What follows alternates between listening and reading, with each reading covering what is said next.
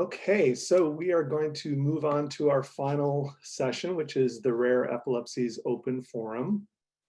And on our panel today, it looks like Dr. Burghardt is not with us yet, so hopefully he will join shortly. We're going to try and see if we can track him down. But we have as our panelists Takijah Hurd, who is a pediatric epileptologist at North Shore University Health System in Chicago, and Amanda Moore, who is CEO of the Angelman Syndrome Foundation, which is located in Illinois, and the parent of a child with Angelman syndrome. So this session will provide an opportunity to ask any questions related to rare epilepsies that have not yet been addressed. And I know we had some in the queue that we'll probably get to, and some that were even asked yesterday that we didn't get a chance to get to. We also encourage you, as we're doing this, as we're answering questions, to share resources and strategies, or ask questions of other attendees using the chat feature. We really want this to be as interactive as possible. So if you noticed, like when you were joining, that someone else has a similar rare epilepsy as you're dealing with, and you want to post a question to other parents or other families who are living with that rare epilepsy, and post that in the chat room, that would be great. So I do ask that questions for our panelists be submitted through the Q&A feature, and try to limit those to just a couple of sentences if possible. In the interest of time, and because our panelists can't provide individualized medical advice through this forum, we may have to shorten or reframe some questions that are overly detailed. So let's start by having our panelists briefly introduce themselves and share a bit about their experience with rare epilepsies. So Dr. Hurd, could you start by introducing yourself? Yes, thank you all for having me. I am Dr. Takijah Hurd. I am a pediatric epileptologist currently at North Shore University Health Systems. It's a northern portion of Chicago, so we service Evanston, Lincolnshire, and Wilmette. My interactions with rare epilepsies has happened throughout my career. I did do my pediatric neurology residency and epilepsy fellowship at Boston Children's Hospital. There we had a myriad of various rare epilepsies. And there we also had a very detailed epilepsy department, which also included some of the pioneers in genetic epilepsies. So we definitely saw many different types of epilepsies. And the Children's Hospital of Boston oftentimes served as a hub for various people to come internationally to seek some of the expertise that were there at Boston Children's. So for those reasons, have been exposed to various rare epilepsies, and have continued to have that sprinkled in my practice currently. Okay, great. Well, thank you for being here today. Oh, it looks like Dr. Burghardt has just joined us. So Amanda, can you introduce yourself? Sure. My name is Amanda Moore. I am first and foremost a parent to Jackson Moore, who is 5 and will be a 6 in just a few days, who has Angelman syndrome. And for those of you that don't know what Angelman syndrome, it's a rare disease. He has the deletion portion of it, to where he has a deletion of the 15th chromosome. And so part of that, one of the hardest parts of that syndrome is the seizures. And actually, we didn't receive a diagnosis of Angelman syndrome until he had his first seizure, because individuals with Angelman syndrome may display just some developmental delays at the beginning, nonverbal. So a lot of clinicians, that we worked with at the very beginning, knowing that there was something going on, just kept telling us, let's just hold off. Let's just wait. When he's 3, maybe we'll test him to see if he's on the spectrum. And we went through MRIs, EEGs, everything basically to find a diagnosis, except for genetic testing, until he had his first seizure at 2. And so, as a parent, obviously we had no experience of seizures. We had no clue what Angelman syndrome was. And so it was definitely a shock to our family, but something that, we're very appreciative of Jackson and the love and the expertise and the joy he brings us. But part of that is also, I very quickly got involved with the Angelman Syndrome Foundation when Jackson was diagnosed. And 2 years ago, I came on as the CEO. So I kind of serve in 2 purposes. One, I'm a parent, so I understand rare epilepsy, I understand the fear of watching your child have a seizure. I understand the fear of, lying awake at night, terrified that your child is possibly going to have a seizure in his bed, and you just don't know. I know all those fears. But we also provide a lot of support for our families through the Angelman Syndrome Foundation, specifically around seizures, especially through our 15Q clinic network, where we have clinicians that are working and neurologists that are working daily to create standards of care and working with our individuals who have seizures. So that's a little bit of a overview of me, and super excited to be here today. Thank you so much. And Dr. Burghardt, can you talk just a little bit about your clinical and research interests and experience with rare epilepsies in particular? Yep, I'm Tyson Burghardt. I'm an associate professor at Michigan State University. And I've been seeing folks with epilepsy in my clinic since I got out of training about 9 years ago.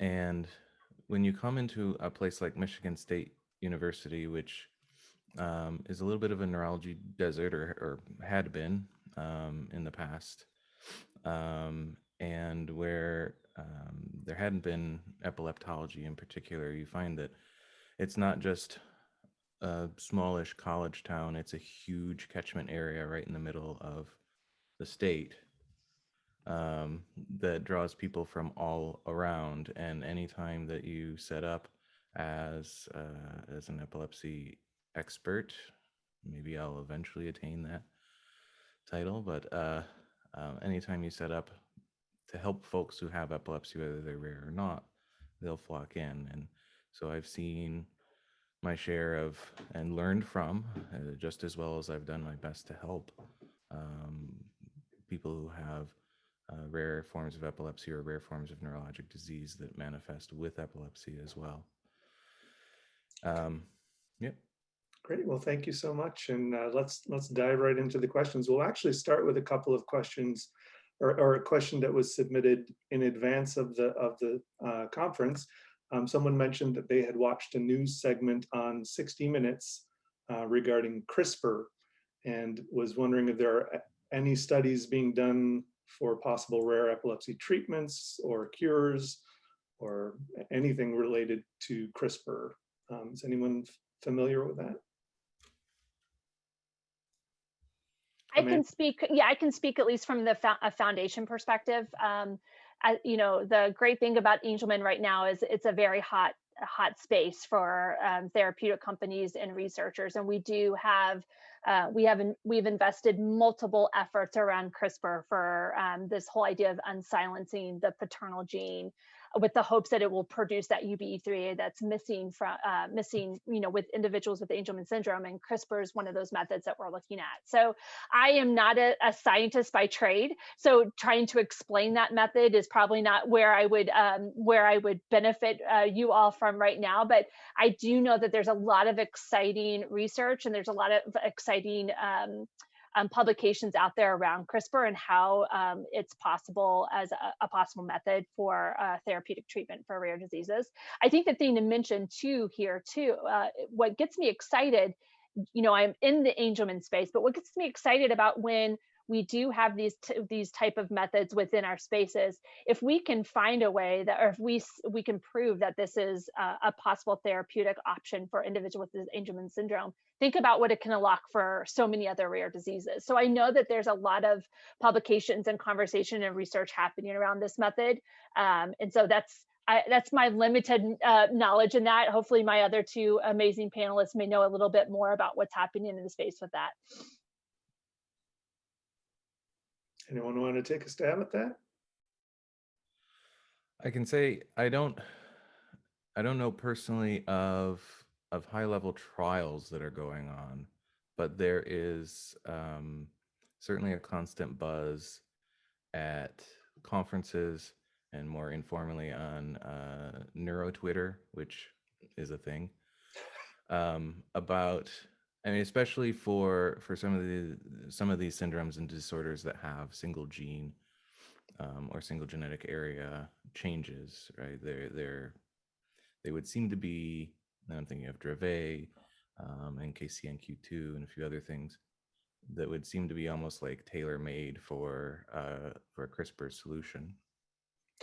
And can you just briefly explain what CRISPR is, if that's if there's a real CRISPR or simple explanation for that, you can, or at least explain what the acronym is. CRISPR is a technology which allows the actual changing of the DNA sequence inside a person's cells. So whenever a physician or a scientist has opined in the past, oh well, it's genetic, like, you know, we can try and make up for the thing that they don't have anymore, or try and tamp down the thing they have too much of, but we can't change the underlying genes. Well, we now have some technology that can allow that. Okay, great. Dr. Hurd, did you have anything to add? No, I didn't really have anything else to add. I mean, I feel like for the most part, they touched on the knowledge base that I was aware of. Great, great. Okay, so another question: how many drugs do you recommend using at the same time? My son currently is on 5 plus a ketogenic diet and seems to have seizures almost every other day, and many different types of seizures. He also seems to respond badly whenever we try to take one medication away. So is there a magic number? I'm sure the answer is like it depends on the individual patient, but is there a general number where you start to have like diminishing returns over a certain number of medications? So I don't know if there's necessarily a magic number, like you say, and each time it's mainly dependent upon that person's individual situation. We oftentimes run into the complication, which sounds like is true for this child, and that when it's time to remove maybe the first medication that we feel like maybe it's been on so long that maybe it's no longer helpful, that they start to have more seizures during that time. Oftentimes it's helpful to try different mechanisms of actions. And so pick different medications that have different mechanisms of actions and sort of couple them together in hopes that it will holistically take care of the seizures. And then oftentimes certain medications work well in synergy. So the combination of 2 or 3 medications together oftentimes will work well. You know, as a whole, as epileptologists and a physician, we try to make sure that our risks are diminished and our benefits are, you know, as widespread as possible. So that's also a little portion of trying to figure out what's the best medication group for that person. Great. Other thoughts on how to, I guess, figure out what the right number of medications is to be on? Well, obviously the right number of medications is the number of medications that completely extirpates the seizures and leaves them with no side effects. Oh wait, that's actually tough to figure out. Yeah, exactly. I agree with Dr. Hurd. It's you almost always see diminishing returns at some point, but then when you go back in many cases and try and remove something, then it turns out it was doing something after all. It's always been helpful for me to have good conversations with patients or with their parents or guardians about, you know, let's optimize not just for seizure control per se, but for their quality of life. And that may mean that we tolerate some more seizures, especially if we're going to tolerate more of the less severe type of seizures that they suffer from. In addition, in exchange for just not being as groggy or being more with the world, or being less irritable or more tractable, etc. And so, you know, the optimal number of medications then shifts with whatever that agreed upon goal becomes. Right. If I could add a parent perspective onto this, because this is something that we've dealt with several times. You know, we had Jackson on 3 different seizure medications. And one thing that we noticed as we were doing this was that we saw a continuous decrease of appetite, to the point where there was conversation of, you know, a G tube if we can't get him to gain weight, so forth and so on. But they were controlling the seizures really well. But then as we started talking to more of a specialist in our AS clinics, they looked at all the medications and said, like, listen, this one right here causes a decrease in appetite.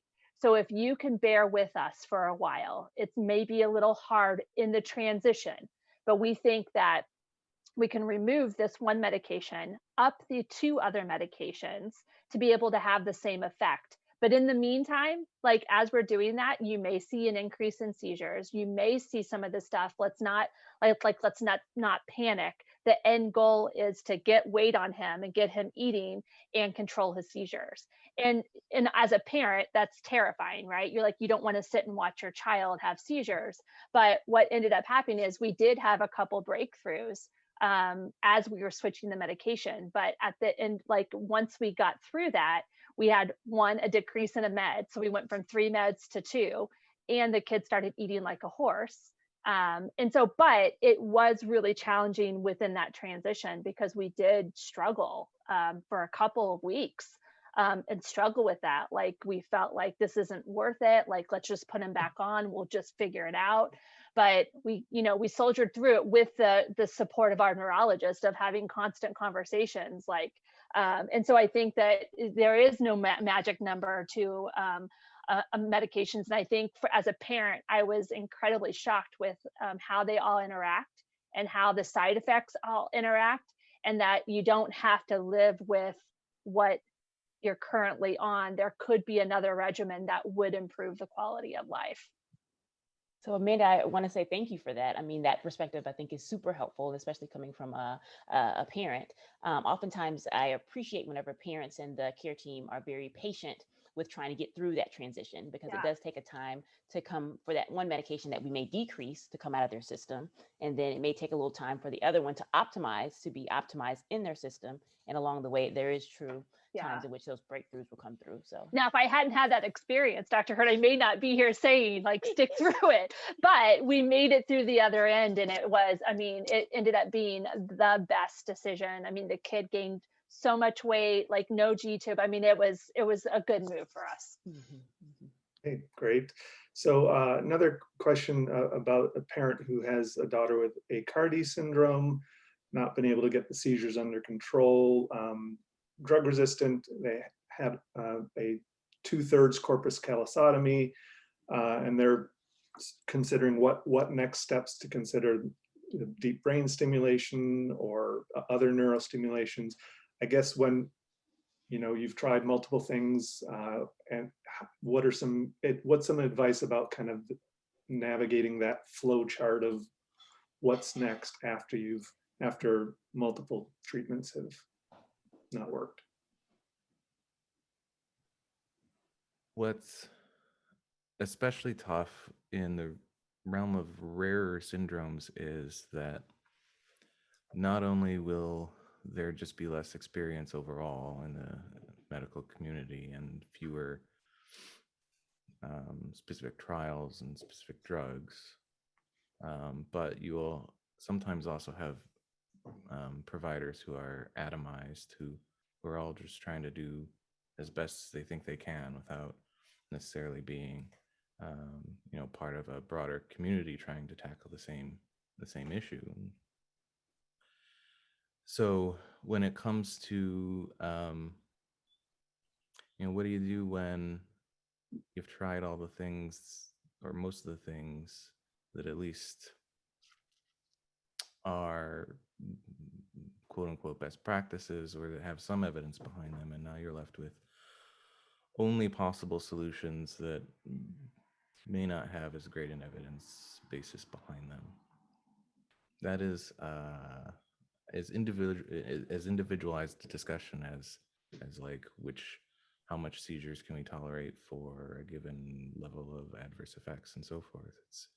But then it becomes, how much appetite do we have for risk, for things that could go wrong, and against a often theoretical rather than practically based probability of success.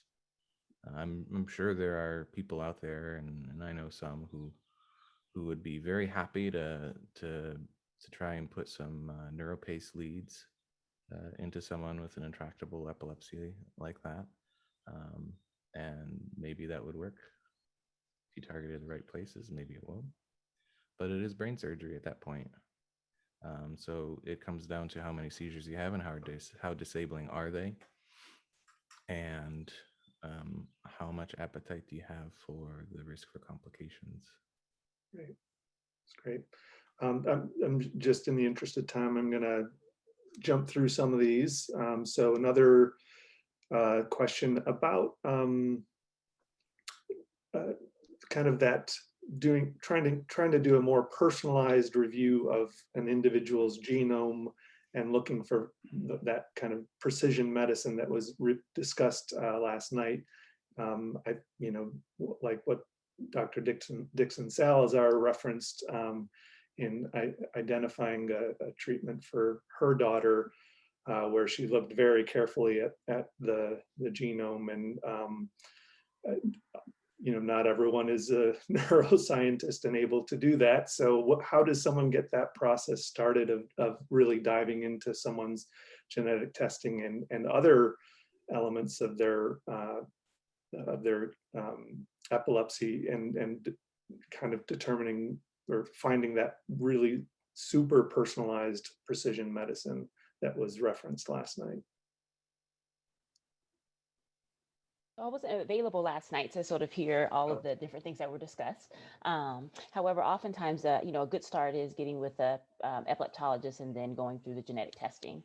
And then having a doctor that's interested in sort of digging further and willing to reach out to some other epileptologists or geneticists that are a little bit more specialized in identifying that special gene and seeing if there's any type of special research studies that are going along with that.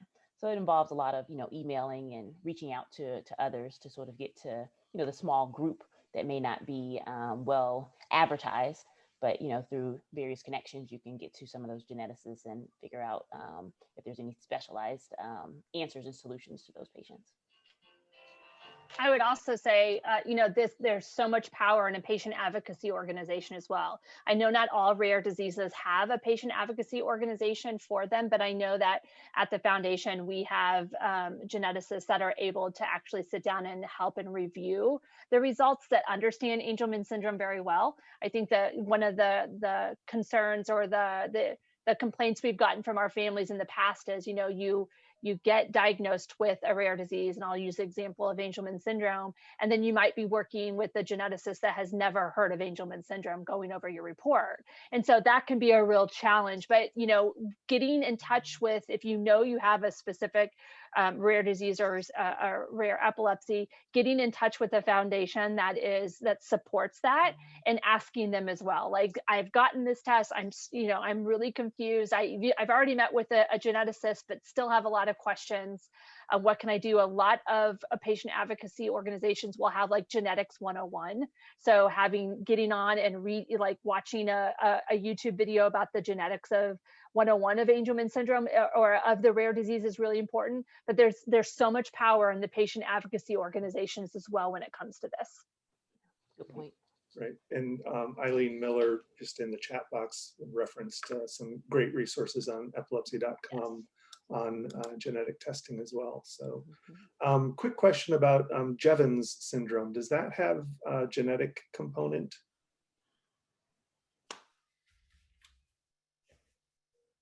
So in general, when it comes down to Jevons syndrome, it has a mild genetic component, in the sense that oftentimes those with Jevons usually will have other people in the family that may also have epilepsy. It may not be Jevons itself. It may be just a idiopathic generalized epilepsy, and generally happens a little bit more often in girls. And I think that they've started to look into more of the genetics of various epilepsies and have found that there are some genes that go along with Jevons, but I can't say that gene is directly tied to Dravet's and SCN21A.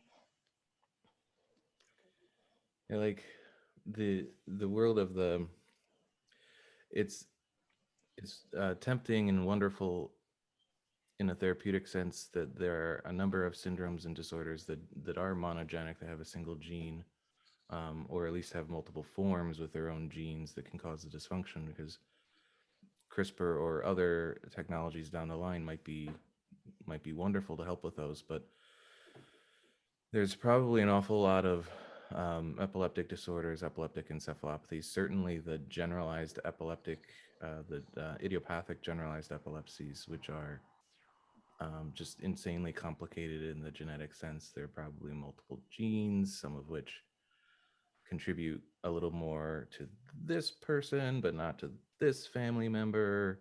And it's those genetic makeups are going to take forever to fully figure out. Right. Okay, so another question about the long-term side effects of anti-seizure medications. This person was specifically asking about Keppra, but maybe talk about, that's a common concern that I hear from families and individuals, is about those long-term effects of anti-seizure medications. And maybe talk about like the differences between some of the older generation versus newer generation medications. What do we know about long-term effects? I think anyone who comes into my clinic with taking a first generation anti-seizure medication, which would be, for the most part, would be carbamazepine, phenytoin, valproic acid, with exceptions, um, or phenobarbital. I will thoroughly examine why they need to be on any of those, and if possible, switch them off, because this first generation of anti-seizure medications, most of which had their effects discovered literally by accident, are unfortunately all associated with some risk of long-term and in many cases irreversible adverse effects. And as an epileptologist who takes care of adults, including in the above 65 crowd, I'm particularly concerned about bone density and postmenopausal women, folks who are older, folks who have been on multiple, what we call enzyme-inducing anti-seizure medications, like most of those first generations are, for instance.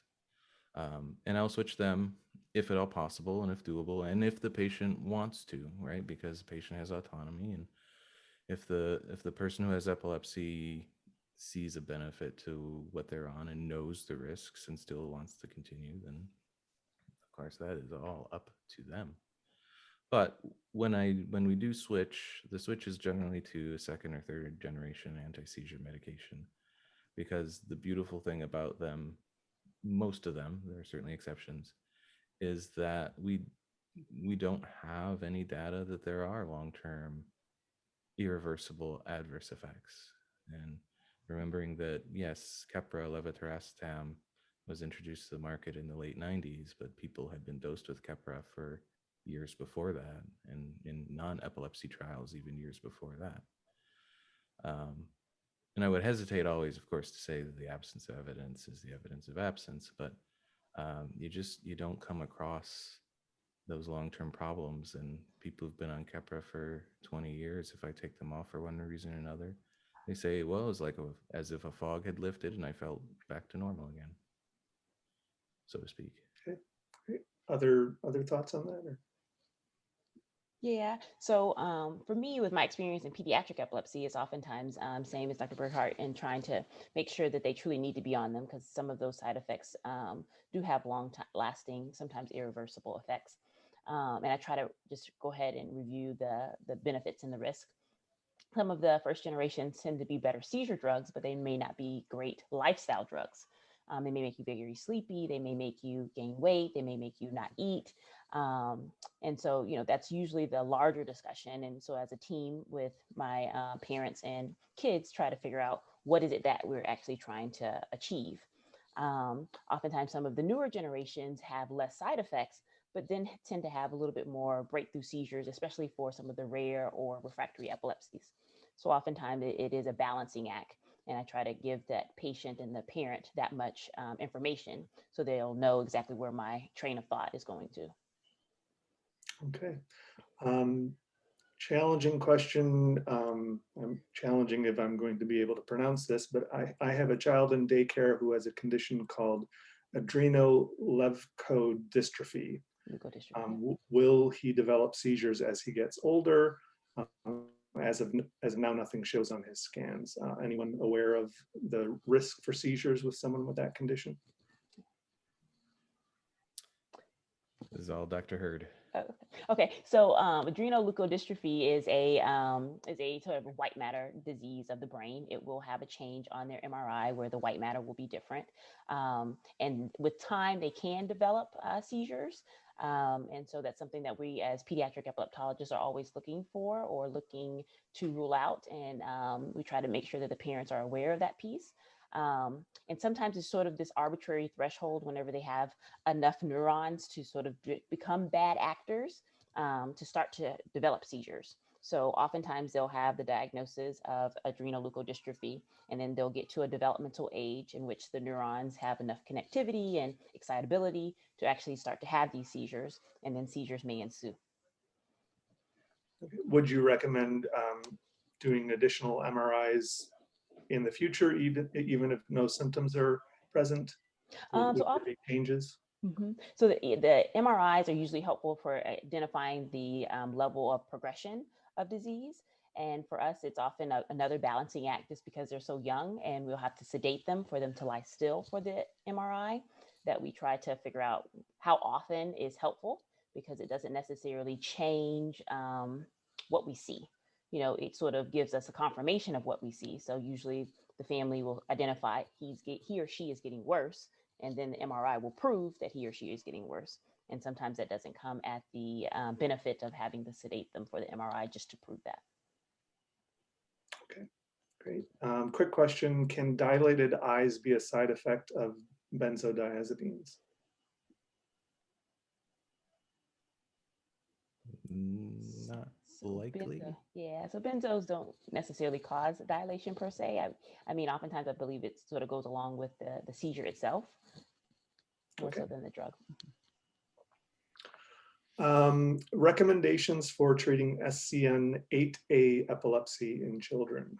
Are there, I guess, first-line treatments for that particular rare epilepsy? So usually it still sort of goes along with many of the general seizure meds to go along with that. And yeah, I wouldn't say that there's like a directed medication that we would try. I mean, Dravet's have a very specific medication panel that we usually go through. But for that one, it was probably follow some of the generalized seizure medications. Okay. Another question. My child has showed seizure activity for the past year on a monthly basis, sporadic between birth and 8. We finally had frontal sharp spikes on a sleep study, a clear MRI, and all other EEG studies. Is there more that we can do to help? So I get, to kind of generalize that question, when you have done sleep studies, video EEG, MRI, and maybe not had any yield from that or any abnormalities that have provided any clarity, if you're not in pre-surgical evaluation, do you consider other types of neuroimaging? Do you consider other tests? Obviously genetic testing is an option as well, but I guess what other types of diagnostic options might be considered in that case? Yeah, so having the frontal spikes could be twofold. One, it could be that the frontal spikes sort of now have introduced you to a different type of epilepsy. That's one. Two, the frontal spikes might have been there if they were untreated. Some of the seizure medications can reduce some of the spikes that you may see on EEG. And then the other question is, was there a special situation that allowed those frontal spikes to exist? Was there a reduction of medication and then the frontal spikes came out on EEG? Is it a possibility that we can increase the duration of the EEG to sort of figure out if we have a prolonged EEG, one that is 2, 3, 5 days, if we can see more epileptiform activity on EEG? Of course, you've been great in mentioning the genetic components that come along with it. There's a special autosomal dominant nocturnal frontal lobe epilepsy that this could be, but it doesn't sound like there was a comment about it, the seizures happening at night. But those are some of the things that you can further explore. Okay. Other thoughts? Or Yeah, it's when you're not at the point of, you haven't gotten to, your second failed anti-seizure med and you're not quite thinking about resection. The electrical stuff is a clue. It's not a target quite yet, but it's a clue, and a point to go further. I don't probably where you start to do more quote unquote advanced imaging modalities is going to be slightly dependent on institution. So we generally wouldn't start doing PET scans, SPECT, etc., until we're relatively sure that we're going to explore surgical treatment. But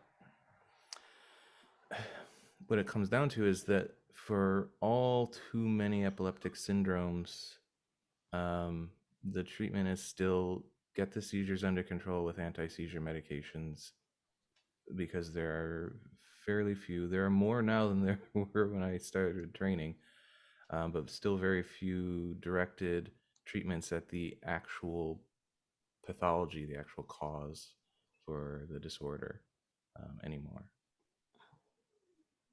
okay, great. Another question that I believe was sort of brought up last night, but that goes a little further. Double cortex syndrome and band heterotopia. Again, any kind of first line treatments for that, or recommendations that are kind of unique to that syndrome? I'm unaware of any myself. Yeah, generally a lot of the generalized seizure meds are oftentimes, helpful for that. Sometimes the band heterotopias, if you're sort of lucky, might be in an area in which a resection could be helpful, but oftentimes it's much more global to where surgical intervention is difficult to proceed with. Okay. There was a question in the chat about severity changing over time, or like the progression of epilepsy, where maybe seizure frequency increases over time or seizure patterns may change over time. Can you talk about some of the underlying processes that can contribute to these changes over time? Temporal lobe epilepsy, for example, we know that can be somewhat progressive in nature, but not necessarily sure what the mechanism is behind that. Can you just talk, broadly about some of the different things that might contribute to changes in seizure patterns over time? Well, an obvious one would just be the development of a child. Not only are there changes in neural maturation and connectivity, and keeping in mind that our grown kids don't even fully myelinate their frontal lobes until they're 25-ish. These are, and almost certainly biochemical changes too, in terms of receptor subtypes and distributions. These are going to affect the way that whatever disorder is present interacts with the nervous system, and manifests as seizures. Interestingly, we don't have a whole lot of evidence that our intervention with anti-seizure medications on their own actually can do much to delay or arrest progression of underlying disorders, except to the extent that we theoretically think that more seizures beget more seizures, which is still sort of a not a dogma sort of concept. So that's one obvious way. I think that for many of my adult patients, there are there are clearly patterns that are either circadian throughout the day or circahebdomerian, that's not a word, throughout the week, or seasonal, which are much easier to spot now that we have NeuroPace and we can actually see people's seizures in a fairly reliable and robust way. But when it's not obvious at before you get to that point, the cycles of seizure severity, more seizures, more frequent seizures, and then later less and less frequent seizures, then it can seem like things are getting so much worse. And I wonder how many times I've added another medication to someone and they got better, but they were going to get better anyway, just because they came to me with an exacerbation that happened as part of a seasonal thing. And I could have put them on sugar cubes, and in a month later, they would have been doing better. So I think about that a lot. But that's, there's an inherent variability, unfortunately. It's not just a random dice throw. Right. Could Amanda? add, yeah, if I could add, I mean, I think the when it comes to this topic, I think the one thing from a parent perspective is, when you have that community and you have those people around you that have walked the walk before you, you can see some of those patterns happen before and you can prepare yourself.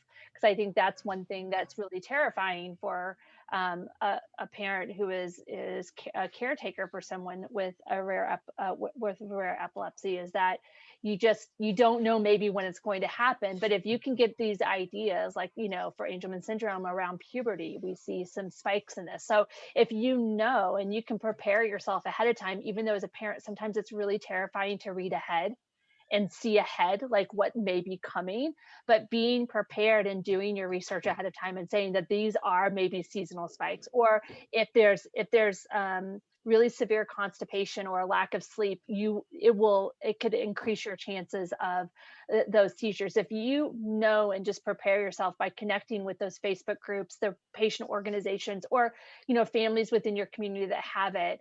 I think that is a way to really battle this question as well. If you know you're heading into that time, you can have a plan with your neurologist ahead of time of like, hey, if this happens, what is the best treatment and what is the best plan for our child or our adult or whoever. Right. So I want to just, sort of echo what Amanda was sort of talking about. Oftentimes puberty is a time in which there may be a spike or if there's hormonal changes. And sometimes kids or people will have triggers, and that trigger may be that hormonal spike. We call those catamenial seizures, if it happens to be a seizure that sort of does it. Oftentimes there may be other triggers that person or that patient may have, whether it's stressful times in their life. Then other triggers may be sort of flashing lights, one of which oftentimes some of my patients will go on these field trips as kids, and they'll go through the forest, and the flashing light is created through the sun coming through the trees. Mm-hmm. And so just have the parents to sort of be aware of that. Yes, your child can go to the field trip, but just recognize that they may be going through an area in which flashing lights exist. Some of my high school students, whenever they get old enough to go to balls and concerts and music sort of being around, sometimes the strobe light will do it for them. And so not to say that that is a phase of life biologically, but sort of a phase of life in the sense that they're going to these now social events that tend to have some of the triggers that may be there for them to be the normal human being that they are, but it may sort of bring about an exacerbation of seizures. And then finally, sometimes there are drugs that have a tachyphylaxis, or they work well up until a certain point. And then all of a sudden they start to have diminishing returns. And sometimes the benzodiazepines will do that. And a common one is Onfi. After a couple of years, you may have to go up on the medication to make sure you get the same result. And that may be another phase, if you will, that may lead to an exacerbation of their seizures.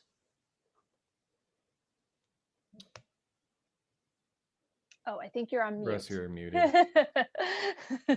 Dr. Hurt, that was an excellent point about sort of getting out into different environments, especially as teenagers and young adults. All right, good point. So as a follow-up to the mentioning Onfi, someone asked about long-term effects of benzodiazepines, and Onfi being slightly different than a typical benzodiazepine, and asking about cognitive impairments and those sorts of things. What concerns should parents and families and patients have regarding long-term use of Onfi? Dr. Hurt. Sorry, I didn't want to talk over you. Go ahead.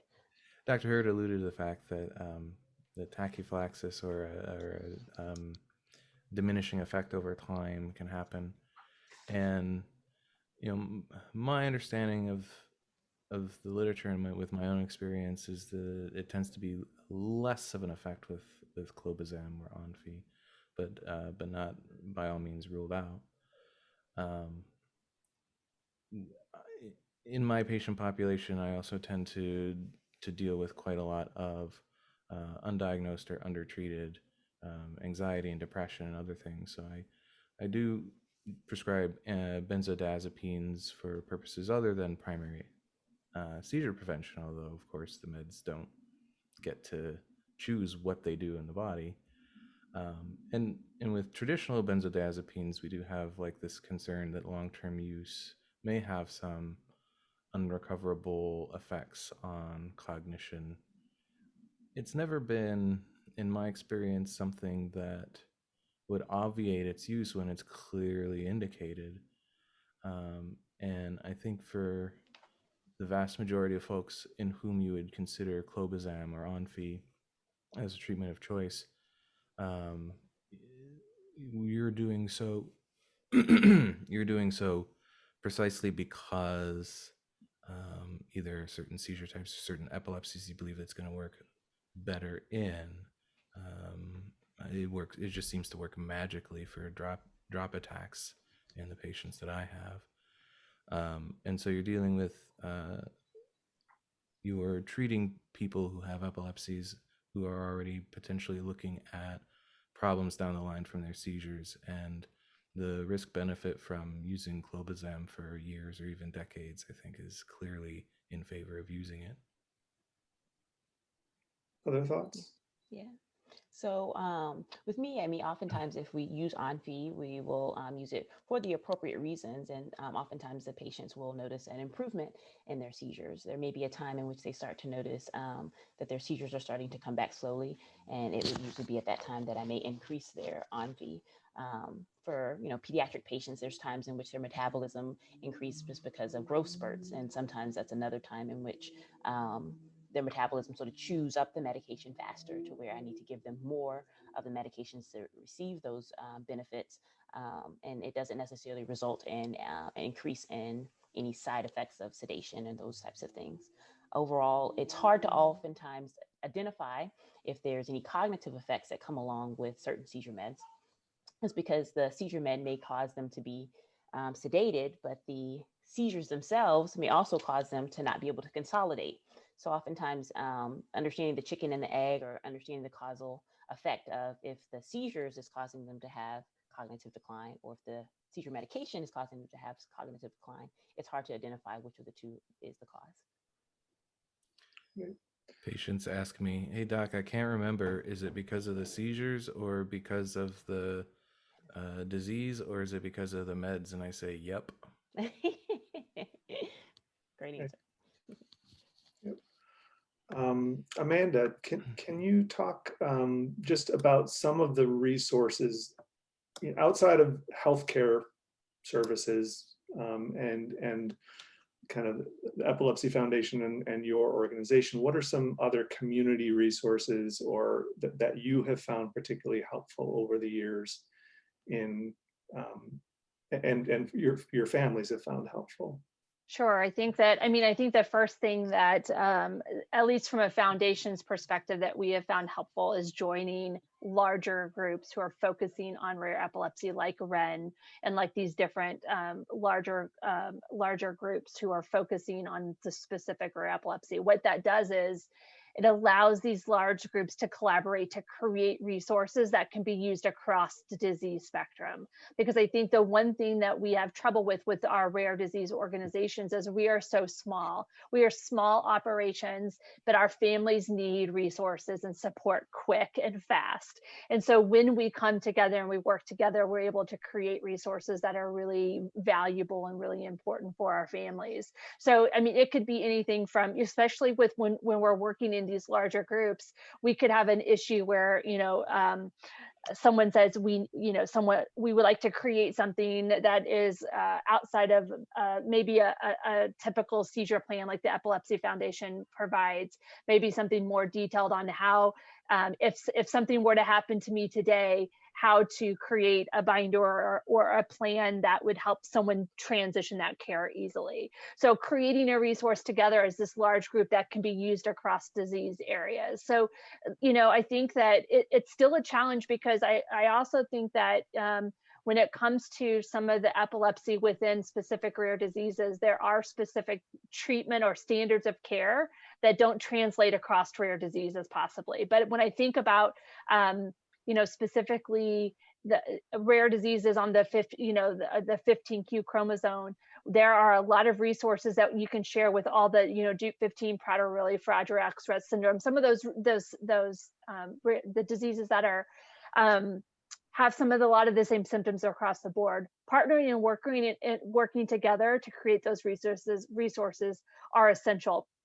I'd love to see more of that happen, because I think, like I said, resources are very, very, very small when it comes to these rare diseases. And Angelman is actually a pretty large, we have a large organization supporting. I can't imagine for some of these rare, ultra rare epilepsies that are out there, that those resources aren't there. So the Epilepsy Foundation is amazing. It's a wonderful tool. I mean, honestly, when it comes to us, that's who we go to. And then, for us, it's building this network of clinicians that understand epilepsy and working with them and creating standards of care, creating seizure one pagers. So the one thing that I think is great is if you can create some sort of, within your specific rare disease or within your rare epilepsy, creating a one pager that when you go to the ER, when you go to a new neurologist, that you're taking that with them, so they don't have to hunt, because a lot of them just don't have time. So this is Angelman syndrome. This is the type of epilepsy that's common. These are the type of seizures common. These are the best medications. So really working to create those standards of care around it. And I mean, it's hard to pinpoint one specific resource, but honestly, and not just because I'm here presenting with you all, the Epilepsy Foundation really is one of the best ones to go to. Great. And as a follow-up regarding resources, any resources to help financially for a family where one parent can't work because they have to stay home with a child with a rare epilepsy? I'm sure that's a very common scenario, and resources are probably limited on that. But Amanda, can you talk more about that? Well, I think that that's a hard one too, because when you think of epilepsy, it's not just the seizure control that you are working on, right? You're working on long-term transition care. You're working on caregiving, and you're working on your quality of life. There could be other things that deal with this and go into that, which makes it can be really challenging. And so I think that there's, when it comes to caregiving, and when it comes to, one of the things that I think that we have a real opportunity to do within the rare disease, rare epilepsy world, is looking at the importance of access in wherever you're at, and access to these different resources. Because the one challenge that we have as a foundation is that someone may call and say, we really need an aid, or we need support, or we need help with caretaking, we need respite, but I'm in the state of A, and they don't provide, Medicaid won't cover that, or there's not a waiver to cover that, so what do I do? Or I just think that the challenge is getting access to all of these families who are giving care to such serious diseases, and that care can translate across the United States and globally. I mean, I think access is one thing that we're really looking at the foundation right now, because when we move into possible therapeutic treatments of some of these, and clinical trials, some of these medications and some of these trials are going to be invasive and can be very expensive. So how do we look at access? So I think there's a lot of different resources. Some things that you can look at are you can look at the different foundations around the resources by topic. A lot of our foundations will have, like, if you're looking for beds, or you're looking for adaptive medical equipment, if you're looking for wheelchairs, if you're looking for these things, here's how to do it, and here's how to get it approved through through insurance. Because I think that's a challenge that our families have, that they'll spend years and years getting denied for things. and they have to keep fighting it. So how can we limit that burden? We also, within the REN community, worked on a transition checklist. So when you are moving into that stage, what are the things that you should be thinking about before the age of 12? From the age of 12 to 15, from 16, like it goes through like the cycles of the transition period, and these are the things you need to think about. Here's where the resources you can get, and that is available on the angelman.org site.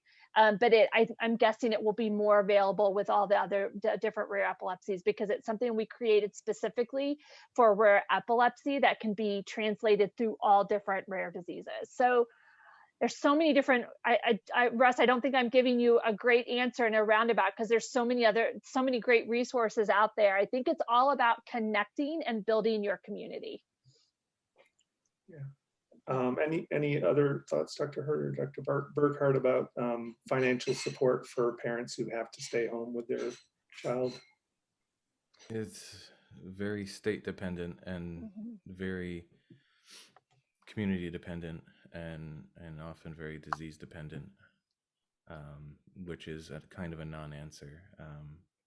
But I guess what I would say is that, you know, the availability of resources to some or not to others, or for some things and not for others, they're all choices made by someone at some point in time. So if you are a person with epilepsy or a loved one of a person with epilepsy and you want to advocate, make sure that you talk to the people who are making those decisions, and make your voice heard loudly.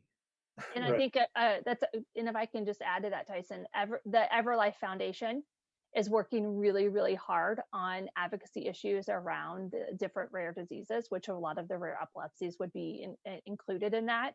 So if you don't know about the efforts that are happening in that area, check out EverLife Foundation, because they are a wonderful resource when it comes to advocacy. Cool, thanks. Yeah, and I would definitely also encourage connecting with the Epilepsy Foundation's public policy team. And a couple of them will be actually speaking on a Learn and Share conference call that we have coming up next month. And I'll be sure to address this issue. But, you know, there's the infrastructure bill and the families bill, all of some pretty major initiatives on the horizon at the federal level.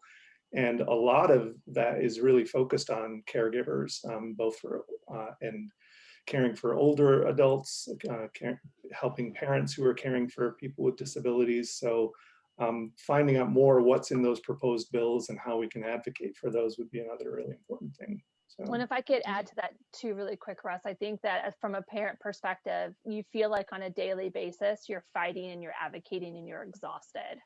But I would say one of the things that I've learned most about having a child with a rare disease is my capability for my voice to be heard is far more than I would have ever anticipated.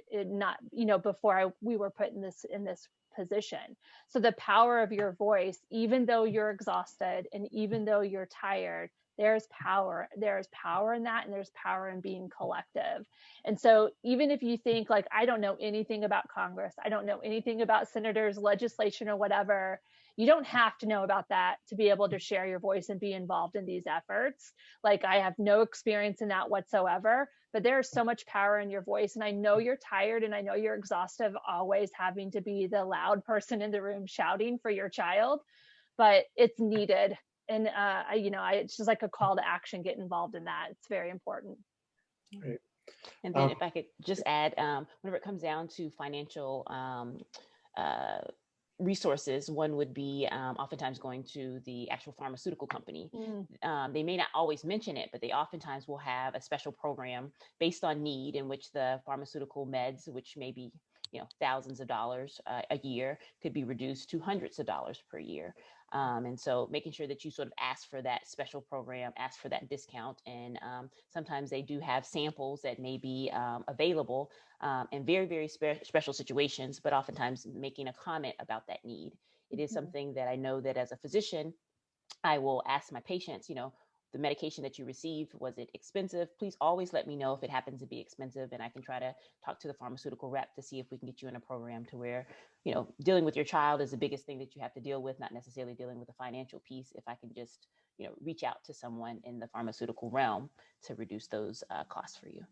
And there's great resources like the Assistance Fund, Patient Assistance Network. NORD and Global Genes often have sessions to where they'll give out stipends for families to support them. The Guaranteed Rate Foundation has a great program to help families who are struggling. And so there are different assistant programs outside of your particular rare disease that you can look into as well to help with that. Great resources. Thanks, Amanda. Yeah, and one more quick question here.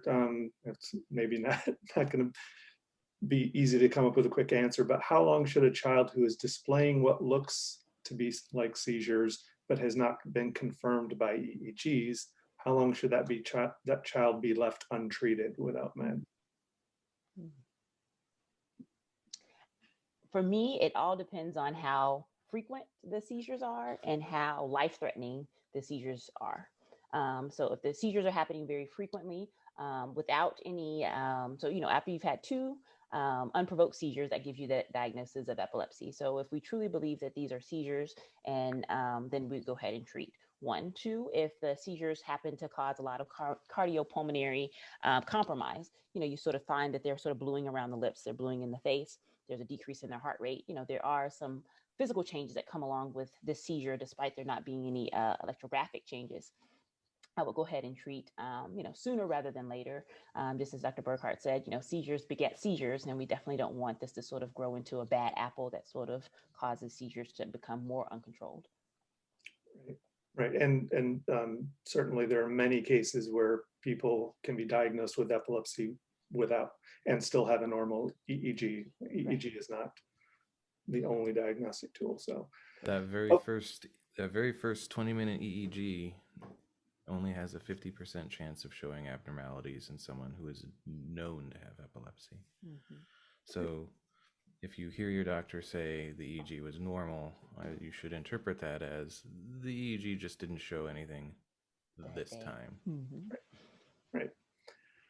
Okay, well, we are at the end of our conference, and thank you all so much for a really great discussion. And we covered a lot of different topics and got through all the questions. So I'm really happy we did that. And thank you so much for again, closing out what I found to be a really, really beneficial conference, and really happy that everyone could join us. So again, thanks to all of our wonderful speakers during this conference. And now I'd like to direct your attention to the chat box, where you'll find a link to our evaluation questionnaire. And when you see, there it is, please open that link now. And then take a moment to complete the evaluation as soon as you leave. We greatly appreciate your feedback. That will help us. I mean, this is the first time we've done this conference, so we really want to know what was helpful, what wasn't, what can we do to improve it, because we'd like to do this again, hopefully. So thanks again for joining us for our inaugural Upper Midwest Rare Epilepsies Conference. And please remember that we're here to help. And you can contact your local Epilepsy Foundation office or the national office at any time. We hope to hear from you. So thanks, everyone. And thanks again to all of our speakers and all of our participants. Thanks to all the epilepsy foundations out there. Y'all are doing the great work. Yes, thanks for organizing and inviting us all. Hope it all has been helpful. Bye-bye.